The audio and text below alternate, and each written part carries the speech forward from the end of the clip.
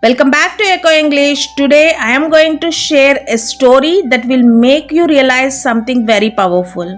How learning English is not just about language, it can become your escape, your confidence, and your new life. This is the story of a boy who turned his pain into power. The boy who learnt English to rewrite his destiny. In a quiet village in Andhra Pradesh, there lived a boy named Arjun. His life was simple, filled with small joys, running barefoot on dusty roads, laughing with his parents, and dreaming without fear. His father Raghav was a hardworking man, and his mother Sita was his world, gentle, loving, and always encouraging him to study well. But life doesn't always warn you before it changes everything. One evening, on a road that should have taken his parents back home, a terrible accident took them away forever. In a single moment, Arjun lost not just his parents but his safety, his love, his identity. At just 10 years old, he became a child with no one to call his own. A few weeks later, his uncle Mahesh and aunt Kavita, who lived in United Kingdom, took him with them. People in the village said he is lucky, he will have a better life there. But luck doesn't always look the way people think. The moment Arjun entered their house in London, something felt different. The walls were beautiful, the rooms were big, but there was no warmth. His cousin Rohan, the same age as him, had everything: new clothes, toys, a comfortable bed, and most importantly, school. Every morning, Rohan would leave wearing a neat uniform while Arjun stood near the door silently watching. "Why can't I go to school?" Arjun once asked softly. Kavita looked at him coldly. "Who will do the housework then? Stop asking useless questions." From that day, he never asked again. His life became a routine of chores: waking up before everyone, cleaning the floors, washing dishes, preparing food, and doing anything he was told. If something went wrong, even slightly, Mahesh would shout, "Can't you do one thing properly, useless boy?" There were days when Arjun accidentally broke a glass or spilled water. Those small mistakes would turn into hours of scolding. Sometimes he was denied food, sometimes he was ignored completely as if he didn't exist. But what hurt him the most wasn't the work, it was watching Rohan live the life he wished for. There was one more problem: Arjun didn't understand English. When Mahesh and Kavita spoke, he could only guess. When Rohan laughed with his friends, he felt like a different world. Even if he ran away, even if he asked for help, how would he speak? How would he explain? That question stayed in his mind. One night, as he was cleaning Rohan's room, he saw something that changed everything: school books. He picked one up slowly. The words meant nothing, but something inside him whispered, "This is your way out." From that night, Arjun started living a double life. By day, he was the silent boy doing endless work. By night, he became a secret learner. After everyone slept, he would quietly open Rohan's school bag.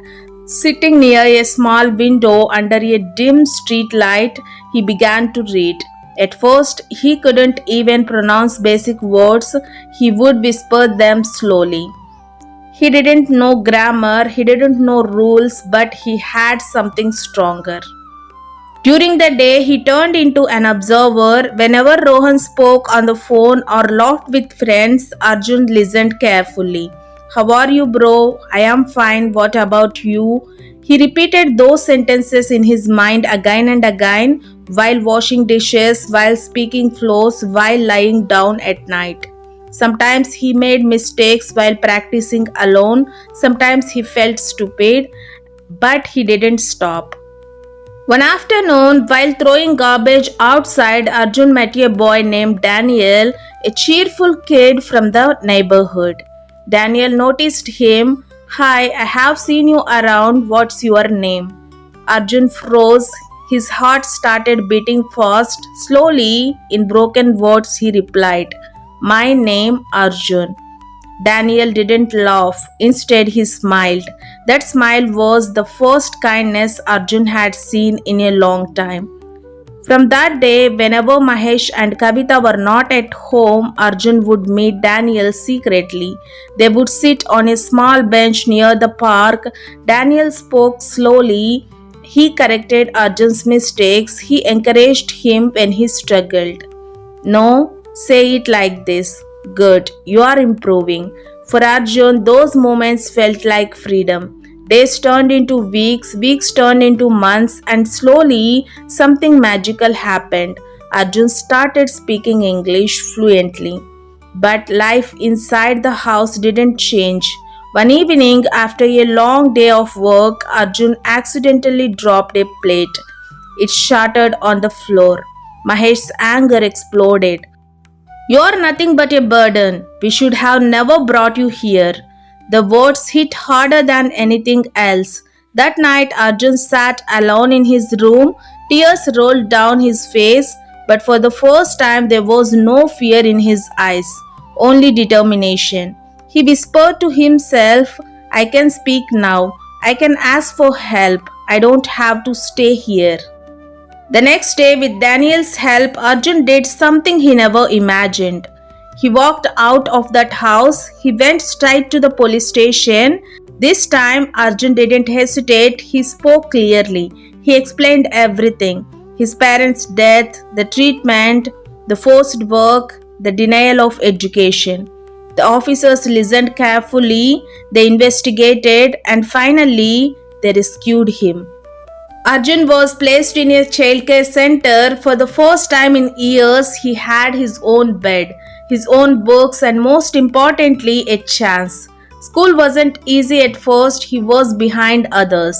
But he had something they didn't: hunger to learn. He studied late into the nights, not because he was forced, but because he wanted to.